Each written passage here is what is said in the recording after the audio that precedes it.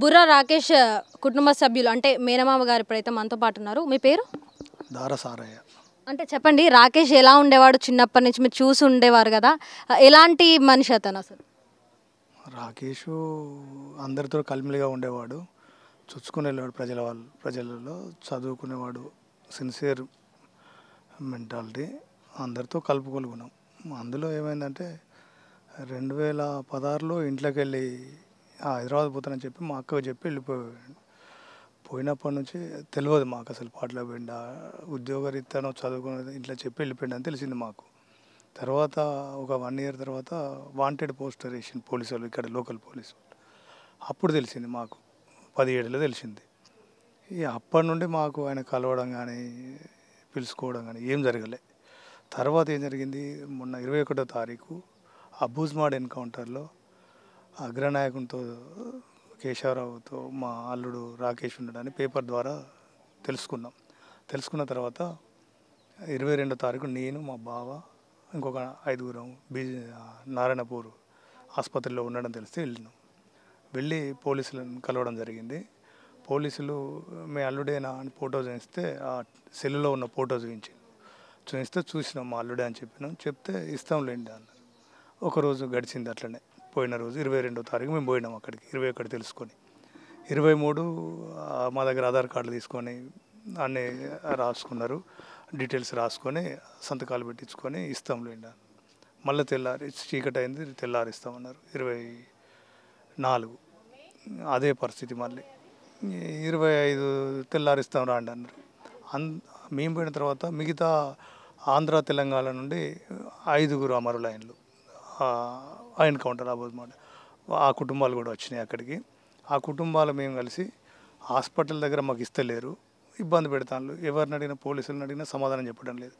ఆ స్థానిక అక్కడ ఉన్న ఎస్పీ ఆఫీస్కు మేము హాస్పిటల్ నుండి ర్యాలీగా వెళ్ళడం జరిగింది. ఈ 5 కుటుంబాలు, అమరుల కుటుంబాలు.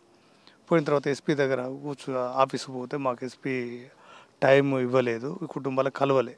అక్కడికి ఒక స్థాయి ఆఫీసర్ వచ్చి మమ్మల్ని ఎస్పీ గారు రమ్మంటాడని మళ్ళీ ఒక ఆఫీస్ తీసుకుపోయిన తర్వాత 5 కుటుంబాలు అక్కడ కూర్చోబెట్టి, మీకు మేము చెప్పదలుచుకున్నది మేము చెప్పిన తర్వాత ఆలోచించుకొని మాకు చెప్పండి అని మాట్లాడాను మాతోటి.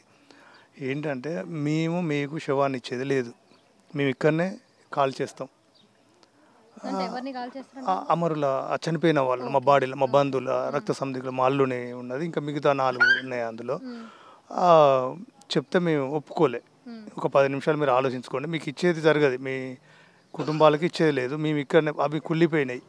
ఎందుకు కుళ్ళిపోయినాయి అంటే, వాళ్ళు చేసిన నిర్లక్ష్యం వల్లనే కుళ్ళిపోయేటట్టుగా చేసిందే వాళ్ళు. 21వ తారీఖు నేను పేపర్లో చూసి 22వ తారీఖు మేము ఇక్కడ నుండి బయలుదేరడం జరిగింది. మేము 22 పోతే 23కైనా మాకు ఇవ్వాల్సింది పోస్ట్ మార్టం చేసి. అట్లా ఇవ్వకుండా పోలీసులు కుళ్ళిపోయేంత వరకు చూసి అవి కుళ్ళిపోయినాయి అని చెప్పి మీకు ఇవ్వమన్నారు.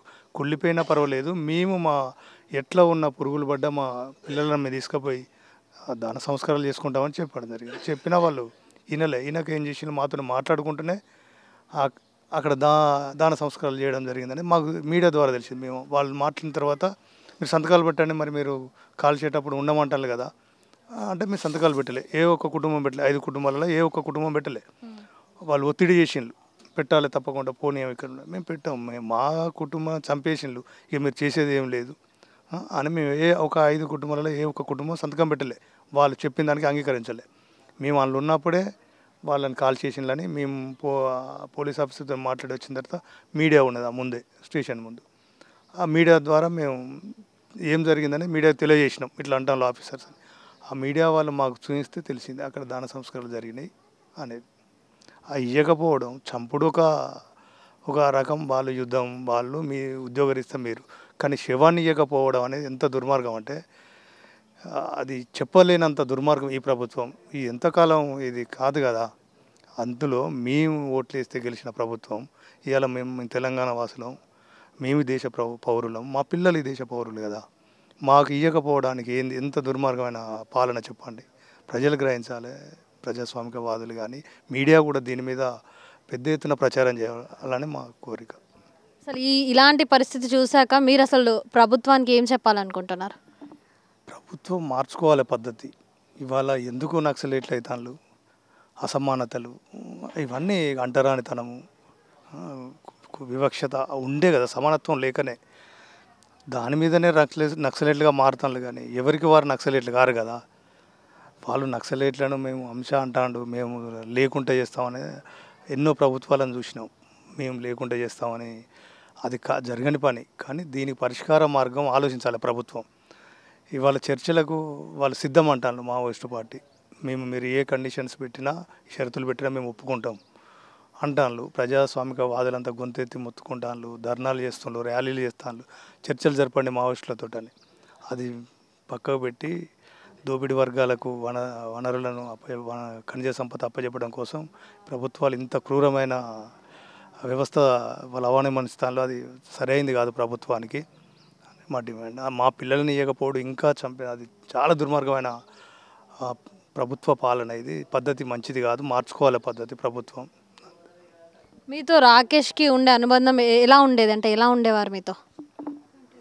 నాతోటి చాలా బాగుండేటోడు. నేను చెప్తే ఏ మాట కూడా ఆయన వినకుండా ఉండేవాడు కాదు. ఆయన ఇంటర్మీడియట్ చదువుకునే వరకు కూడా కుట్టించిన బట్టలు వేసుకున్నాడు. ఈ ఈ రోజులల్లో అందరూ ఏంటి మన రెడీమేడ్ రకరకాల దుస్తులు వేసుకొని ఉండేవారు.